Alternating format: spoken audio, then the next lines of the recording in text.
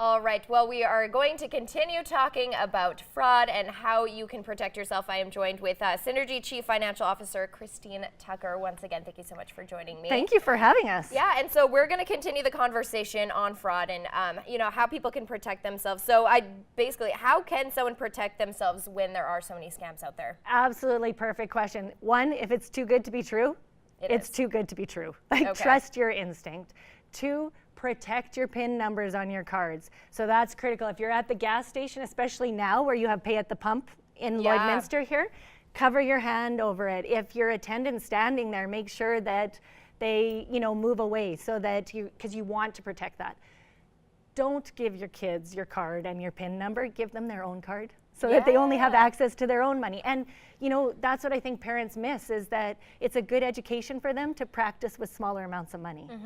The other way you can protect yourself is just really be vigilant about your personal information. So instead of throwing it in the garbage, maybe you invest in a little shredder at home and you're able to shred and recycle your paper instead of throwing it out. Yeah, because there can be a lot of information on those Absolutely. papers. So if you were to come in through a situation where you've been subject to fraud, how will your financial institute help you? Yeah, so that's a great example. So there's lots of opportunity for the financial institutions to help you and to walk you through this. So most important thing, no matter how bad you're feeling, call them. And call them quickly. Okay. And so they will walk you through some of the steps. They will, one, make sure that the card automatically stops working, and they will also block access to your bank, like into your online bankings, to make sure that nobody can get in there and pay bills, etc. Right. So that's crucial. And I think sometimes people are embarrassed, but the quicker they can get to their financial institution, the better. Okay, so call immediately if there's any, even if you suspect there's an activity, maybe call. For sure. And for us, and I believe many FIs are the same, they have on ours, you can actually lock your debit card when you're not using it. So for those of us that use our phones all the time and have a banking app, you can actually go on there and lock your card when it's not in use and then unlock it when you want to use it. Wow. So the advantage to that is, one, losing them, because some people struggle with holding onto their cards.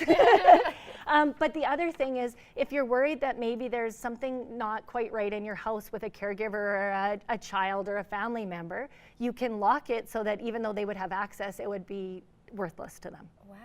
Okay. Well, I did not know that was an option. That's a really great option. And what are some of the common myths people tend to believe when it comes to fraud? Yeah. So I think the common one is that it's a criminal and that it's somebody out there. I think the other thing is that it can't happen to me. A lot have. So I don't know for you that use TAP at the different industry. A lot of people don't trust that. Right. I want to let everybody know you are protected under that piece. So if you tap for a transaction, there is limits built in, there's abilities to stop those transactions. So the consumer themselves aren't responsible. Okay. So make sure so that's okay, use that. That's what it's there for protection. Okay, great. And then where can people go for more information about fraud? So the good old Google is always a great place. There are tons of examples online, lots of different areas that you can go and get. The Canadian government has a lot on fraud and what to do.